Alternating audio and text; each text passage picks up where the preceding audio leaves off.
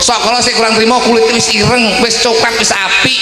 Sik kurang putih suntik putih. Nggih mboten? Kurang syukur. Bener. Bojoku nun sewu, Pak.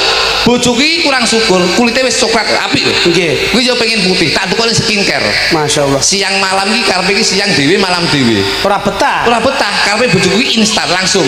Siang malam digawe bareng. Akhirnya alhamdulillah. Saiki lak resik to. Saiki kulitnya belang kayak tekek. Oh asap. Mulane tak aturke. Asap. Syukur lan ora ki gumantung ning pribadine sing macak. Lire lho. Kare lek macak ki tingge bojone apa nggih wong liya? Wis to. Pertama mesti wong ki lek macak mesti dienggo wong liya.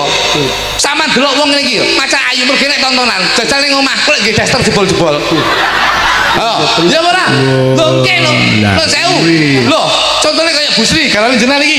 Ketelen jenengan. Akeh wong macak ayu.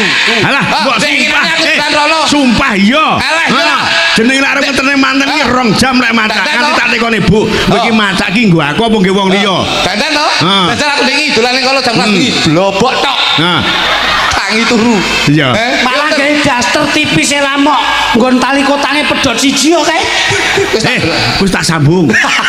Dia kawat ya. Kowe dadi wong ayu ra. Oh iya, malah wong sing elek-elek iki syukure gede Pak Minto.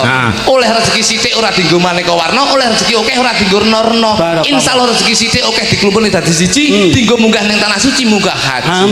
Amin. Lho, niku syukure ngoten niku.